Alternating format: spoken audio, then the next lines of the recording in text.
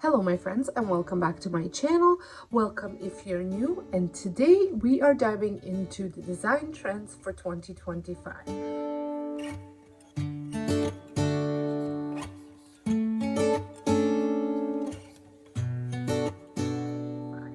But before we dive into those trends, I wanted to share a little philosophy that I have about the trends.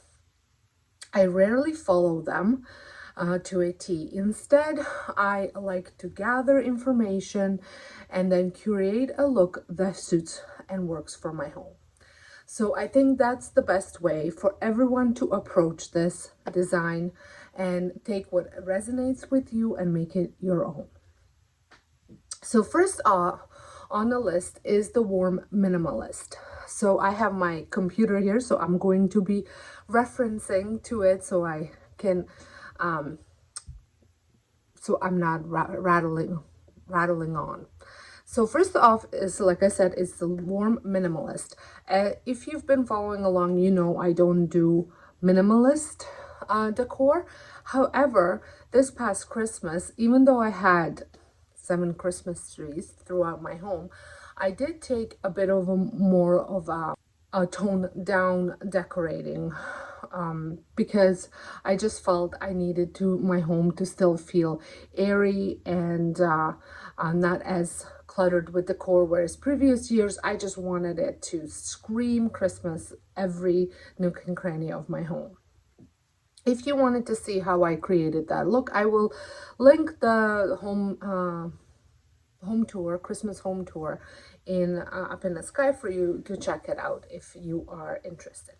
So, but the clean lines, with the warm minimalist comes clean lines, soft neutrals, and rich textures, and that make this trend a favorite for creating calm and functional spaces.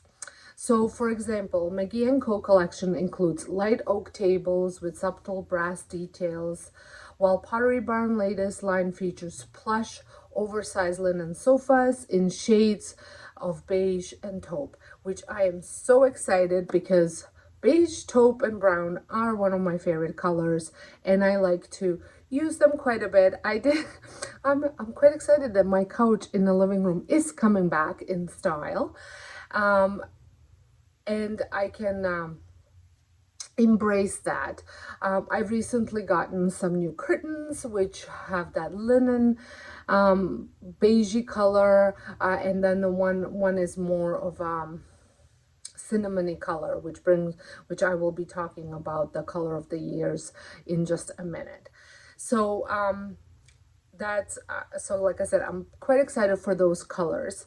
I do like lighter furniture. I used to be all about dark furniture, then I switched over to lighter furniture, and right now we are seeing a mixture of light furniture, but then also like Crate and Barrel highlights the warm walnut, and which is also very, very nice. So like I said, take what you want from it, you know, and do what you want with it, kind of thing.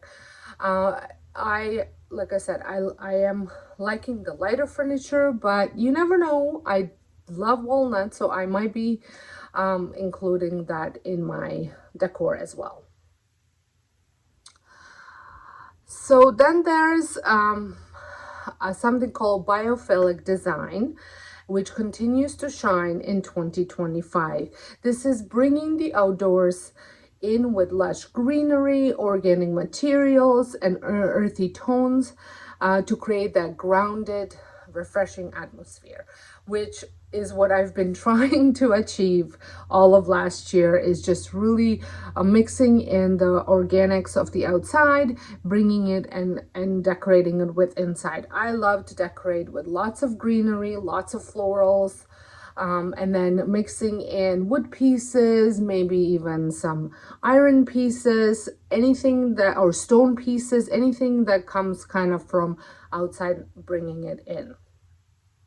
So if you look at McGee Co, lots of ceramic planters and woven baskets. and then to like they're using, which I did as well, using some woven baskets to as planters for your plants that you're bringing in. I like to go out and thrifting and finding different ceramic or clay pots, vases, bowls, and then giving them a new life to suit my decor. If you are new here, you might not know I also have a DIY channel where I do tons of high-end dupes, like I high-end from Pottery Barn, McGee Co, and just make it more affordable and more I get the inspiration from those high-end stores, and then I create a piece that suits so I create a piece to curate my home, to fit into my home, so I have that curated look is what I'm trying to say. What else do we have here? So this year's color of the year is Benjamin Moore's is Cinnamon Slate, and I will add it right here for you to check it out. The number is 211340.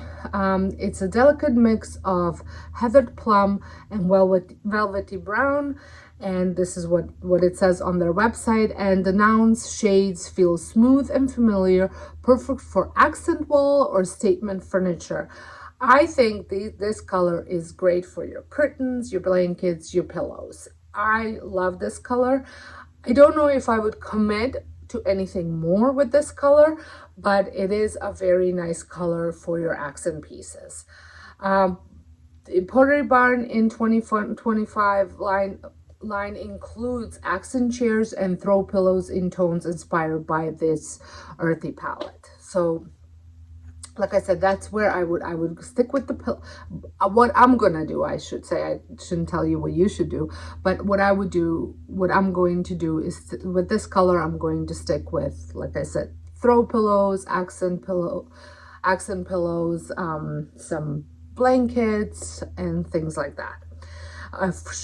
Sherwin Williams color of the year is called a Quietude, and it is another standout, a soft sage with a whisper of blue. This soothing hue is perfect for creating tranquil spaces. Funny thing is, last year when I was redoing my home daycare room and moving it around, if you don't know, I do run a licensed home daycare center in my house where I spend my days with 6 toddlers who now are preschoolers actually. So there's never a dull moment in my day-to-day life. So, but anyways, when I was redoing it, I wanted to create a space that was calm. We spend about 1 to 3 hours a day in the playroom, so I needed to be something that is calming, so I truly believe colors can calm any situation, kind of thing. So I went with the color. I think I went through Benjamin Moore, but I might have gone with Valspar, but I can't quite remember which brand. But I remember the name of the color was Avocado. And when I first put it on, I was like, I don't know if I really love this color. Once it's dried, it was a little bit better. But the funny thing is the Quietude is quite the similar color to that color. And I think this light sage with the cinnamon slate combined is creating such a earthy palette that you can combine it with your grays, you can combine it with your blacks, your whites, your creamies. Like I watched a video, I'm gonna see if I can find it. I think it was a designer. I'm just not sure whether it was a designer from Benjamin Moore, but she was creating different scenarios for using different color palettes, creating different color palettes with the cinnamon slate. And she did use a color that was similar to the Quietude. in developing some of those palettes. So it was a very interesting video to watch, and it kind of gave me lots of ideas. I am planning this year to redo my master bedroom, and I would really like to bring in some of those calm and earthy colors into it, just to create that very spa, serene, cozy type of look in my bedroom. I've had this blue on my wall. I think it's like grayish blue for a while. I would like to redo some of the furniture. Furniture is in great condition, so I do not see a point of replacing it. If you have not seen my videos before, I have a barn board headboard, which I would like to get rid of that and make like a textile fabric headboard. I'm thinking I'm gonna make it versus buying it, but I'm not sure. My husband wants an actual bed. Right now he has built the bed, which I think it's just fine, but I know what he means and I know what he wants. So we'll see how what we'll do with that, because that might hinder when this is gonna happen if I have to spend a lot more money than what I'm anticipating, what I would like to spend. So like I said, lots of ideas for my master bedroom, and these colors are definitely going to be incorporated into that look. So another thing that's very coming back, I feel it was all of 2024, but it's layered textures. So things like velvet, linen, jute, and ceramics all working together to add depth to your home. So Crate and Barrel collection of hand-thrown dinnerware and McGee's and Co.'s woven textiles are perfect examples of how to achieve this look. Pottery Barn also has a collection of reclaimed wood furniture to also add that rustic yet refined touch. So when I say Pottery Barn rustic furniture, I obviously cannot afford things from Pottery Barn, but I love taking inspiration, especially from furniture. And if I'm thinking of redoing pieces, maybe, if I have a similar looking piece, or buying a similar looking piece on Facebook Marketplace or thrifting, or if I already have existing pieces, but I love a certain color or the look of the piece that Pottery Barn sells, then I try to recreate that. So that is probably what I'm going to be doing with these pieces. I just haven't quite decided whether I should do all of them in the same color, or if I should do some in a wood tones and then one just painted a solid color. If you have any suggestion on that, let me know. Like I said, it's still, this might not happen till towards the end of the year. I'm not quite sure when it's gonna happen, but I want to be sure. I don't want to rush into things when I'm going to be recreating this space, because I want it to last for another 10 years like this color has, and this style has lasted me almost for 10 years. So yeah, so that's what's happening there. And then retro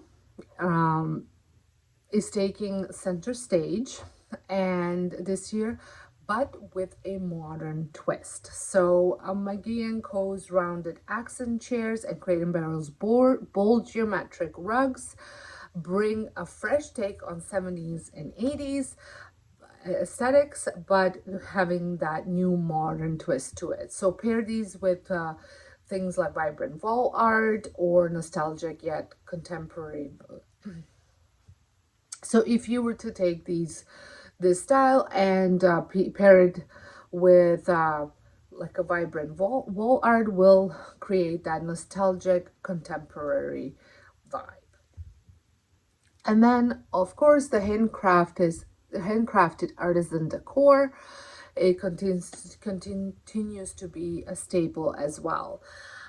So things like Pottery Barn, McGee Co pottery inspired vases, or Crate and Barrel hand woven baskets bring authenticity and personality. So this is where I come in, and like I said, again, take the inspiration from the high-end stores, but then go and find those unique pieces thrifting. I had actually just went thrifting yesterday, and I picked up some pretty neat pieces, and I finally found some coffee table books for like $3. So I bought 2 of them. One is a bit of an odd shape, but I will make it work.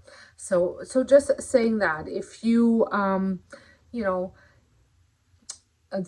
our thrift store has a lot of knitted blankets and things like that. So if you bring in those are such high-end looking things, and you can even get inspiration of what style of a hand-knit blanket from Pottery Barn and then thrift for it, and then you can use it in your home. So all those things are kind of still, I feel like they were popular last year or this year, and are still staying strong for next year. So, and then also when you are thinking about decor and style, don't forget the outdoor decor, outdoor living spaces. This is for me huge. We spend a lot, especially myself, I spend a lot of time outside.